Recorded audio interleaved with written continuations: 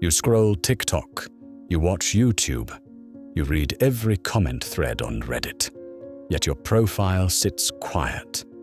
No stories, no videos, just empty space. You might tell yourself that you have nothing worth sharing, or perhaps you worry what people might think if you did. Some call it lurking, others call it spectating. You might simply call it existing online without being seen. Today, we'll examine the psychology of why some people refuse to turn their lives into content, what that refusal protects, and how choosing invisibility might be wise. Stay until the end, as I'll share a fun 3-step process you can use to understand your relationship with social media better.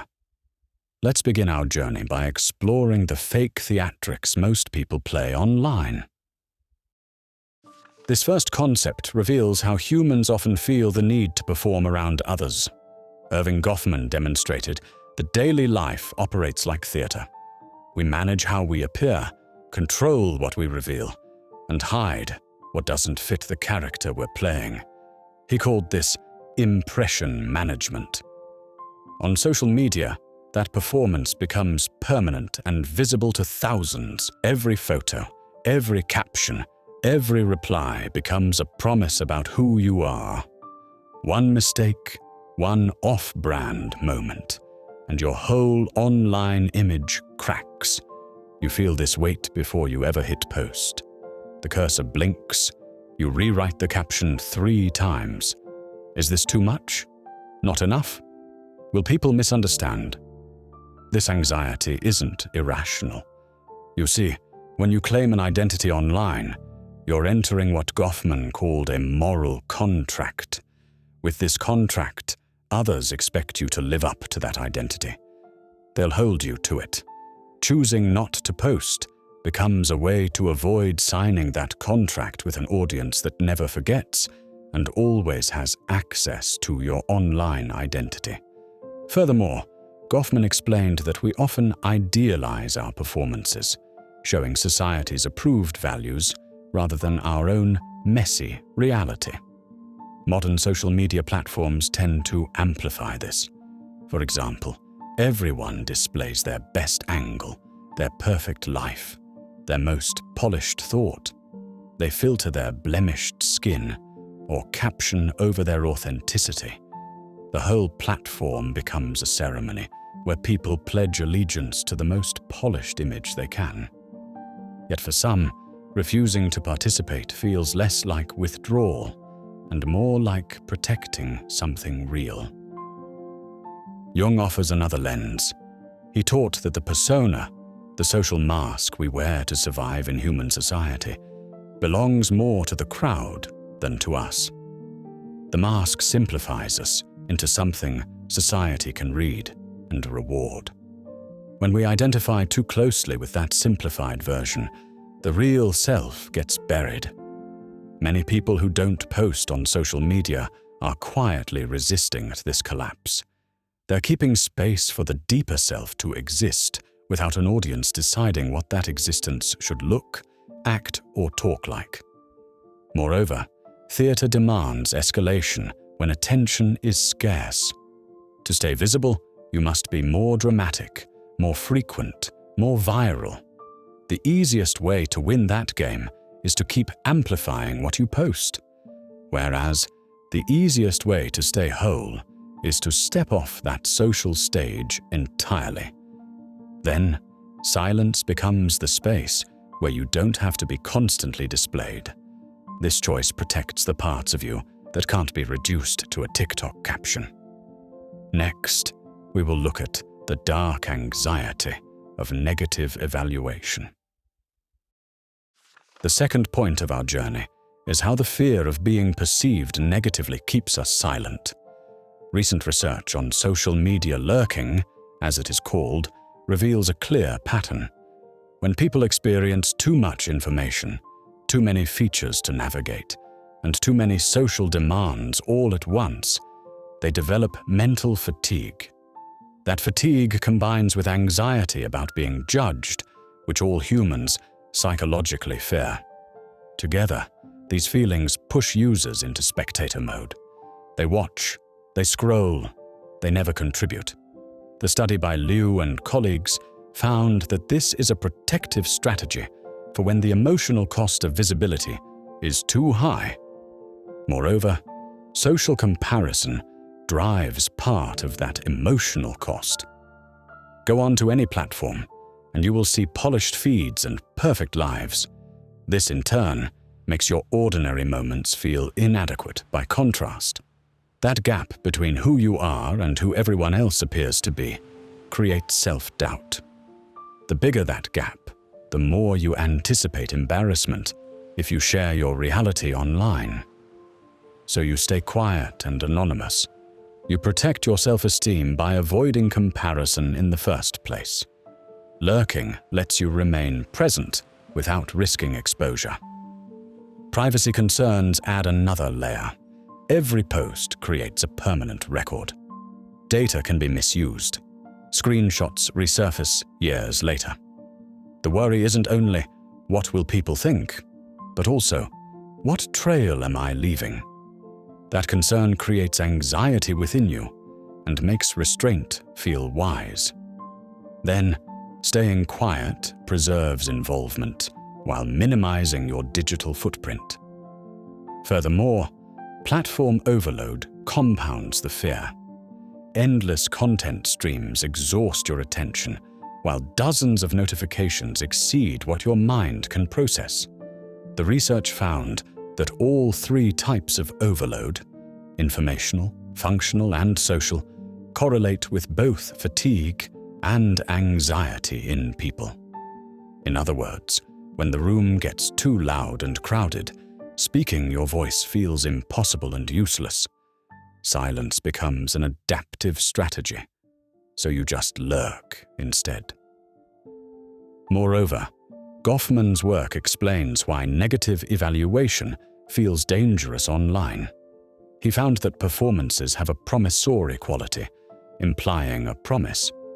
Before you know it, tiny unintended details can undermine your entire online identity. A comment you posted on a bad day, or a screenshot that paints you as a bad person.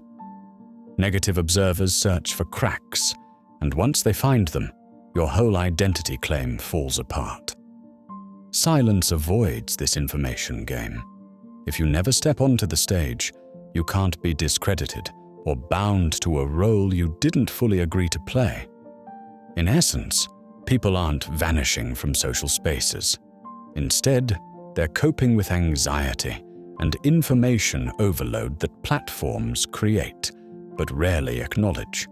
Features supporting breaks from constant visibility could lower evaluation anxiety, but the online landscape is constantly shifting. Until positive changes come, many will keep choosing the observer role to stay psychologically safe. Lastly, we will jump into the final and most powerful step of our journey. Our final concept looks at the psychological ownership and privacy you gain from not posting on social media. Jung argued that the social mask we wear, the persona, is fundamentally collective. The persona is a compromise with society's expectations, not an expression of the true self. Jung often called it two-dimensional because it flattens complexity into something others can easily read. When we identify too closely with that mask, we lose contact with the deeper center Jung called the self, the center of our psyche that holds our true purpose, personality, and meaning. People who don't post often sense that turning precious moments into content dilutes their meaning. A sunset stops being your quiet joy and instead becomes a performance needing online validation. Or a conversation stops being intimate and becomes material for a post. By keeping experiences private, you preserve authorship over what those moments mean to you. That boundary supports a portion of what Jung called individuation, the process of becoming who you truly are, separate from roles society rewards. Silence here is self-ownership. It's refusing to let the crowd decide what your life adds up to. Furthermore, Turkle documented how always-on life tethers us while marking us absent.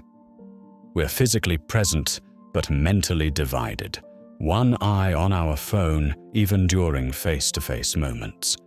People start treating each other like resources to be accessed on demand, with lower expectations of depth, as has been seen in dating apps such as Tinder. As a result, choosing not to post can be a counter-move against becoming washed away in content creation. It keeps part of the self uninterruptible and unavailable for casual consumption. This protects your depth as a human with emotions and struggles. The Lurking study further reframes privacy not as paranoia, but as prudence. Your worry about data misuse and permanence is legitimate. In the research model, privacy concern raises both fatigue and anxiety, and both push users toward observation without participation. Staying on read becomes a way to set boundaries. You remain connected, but keep ownership tight.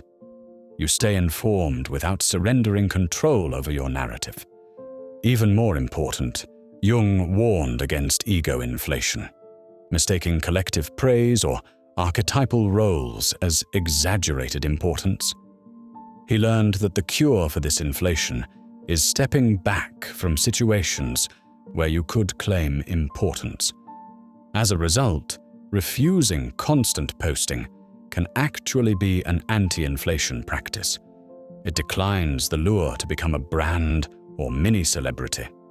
By protecting a private interior, you avoid being possessed by the crowd's projections, a god in your own mind. So, you choose wholeness over visibility. Lastly, Turkle found that private moments often get exploited for social clout. Dinners become photo ops, jokes become tweetable content. Even grief can become a nice blog post. People who stay quiet online do so to keep a few rooms of life unlit by the feed, where undivided attention and unmediated connection can still exist. They're choosing relationships that can't be screenshotted, opinions that don't need external validation, and experiences whose meaning doesn't depend on being witnessed by strangers. Now, let us move on to today's 3-step practical take-home. So what can we do about this? Is there even something to do? Yes, the ETN team has found that, along with the concepts we've discussed, you can benefit from the following practice. This practice will help you bring conscious awareness to the emotional patterns these platforms create, so you can make choices that serve your actual well-being. We call this practice the Know Your Social Emotion formula. Step 1. For 3 consecutive days, before you open any social app, pause and write down your current emotional state and intention. Ask yourself 2 questions. Am I seeking genuine connection, or am I seeking validation? And how do I actually feel right now? Energized, anxious, bored, lonely? This simple mental check-in helps you start noticing the psychological drivers behind your habits. Step 2. After each social media session, immediately spend 2 minutes journaling or thinking about any feelings of comparison, anxiety, or exhaustion that arose. Note specific triggers. Was it a certain account? A type of content? This builds recognition of your personal anxiety patterns online. Step 3. At the end of each day, reflect on one meaningful moment you did not post about. Describe how keeping it private affected your experience. Did the absence of documentation make it feel more real or less real? More valuable or less valuable? With this, you gradually strengthen your internal sense of what matters, reducing dependence on external approval for your self-worth. These 3 steps, above all, help you build the skill of self-awareness, which is the first step in learning about yourself and improving your mental well-being. You can't improve what you don't know about. Feel free to let us know your success with these steps in the comments below. Today, we've learned about the psychology of people who don't post on social media. In the end, your reasons for doing anything are your own. Moreover, the silence you've kept isn't absence. It's a boundary that lets the real you exist beyond the stage, away from the audit, in rooms where your life doesn't need justification. You've been practicing psychological ownership without knowing the name. Now you can take the next steps, whether that be posting online for the first time or cutting out social media entirely. In the end, this is your story to tell. Thank you for joining me on this exploration into the psychology of people who choose to not post online. If this resonated, please share in the comments one moment you kept private this week and how that choice affected you. And subscribe to get weekly psychology content designed to help you transform your life. Until next time.